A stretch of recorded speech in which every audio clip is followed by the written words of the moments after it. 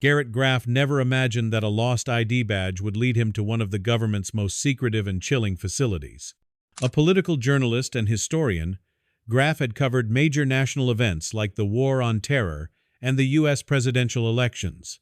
But this was something else entirely, something that began with a simple item his colleague found on the floor of a parking garage. The ID looked official. It belonged to someone in the intelligence community.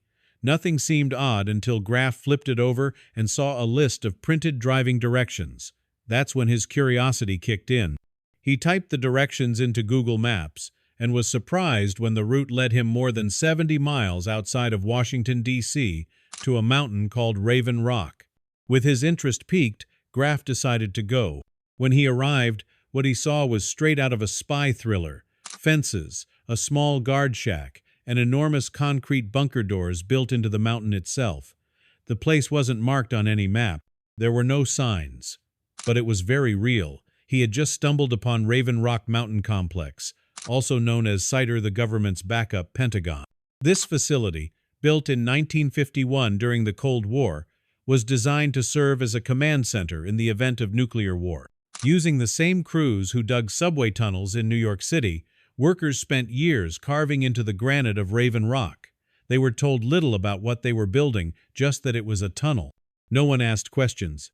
But Raven Rock was far more than a tunnel. It was a massive underground city capable of supporting over 1,400 government officials. It had cafeterias, offices, infirmaries, power supplies, and everything necessary to keep the U.S. government running. There was only one catch: no room for families. Even Supreme Court Justice Earl Warren once refused entry when he realized his wife would be left behind. "Then you'll have room for one more important official," he said, handing back his access badge. As Graff dug deeper, he uncovered how detailed and coldly efficient the government's doomsday plans really were. Every federal department had a role to play after a nuclear attack.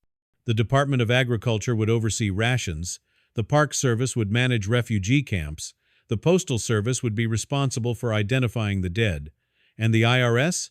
They had a post-apocalypse plan for collecting taxes on vaporized property.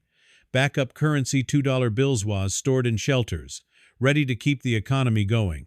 The system was built not to protect civilians, but to preserve the structure of government.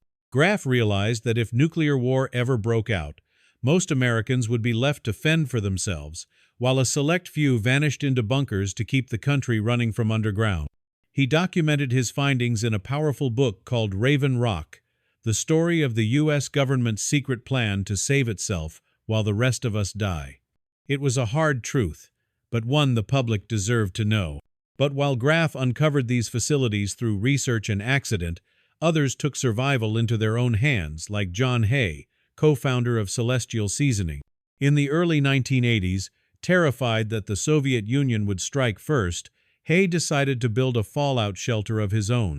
He purchased 240 acres in the Ozark Mountains of Arkansas, not for the land but for the enormous limestone cave beneath it. Hay envisioned the cave as the perfect doomsday bunker. Construction began immediately, with plans to make it fully self-sufficient. But when Cold War tensions eased and the threat of nuclear war faded, Hay made a bold choice.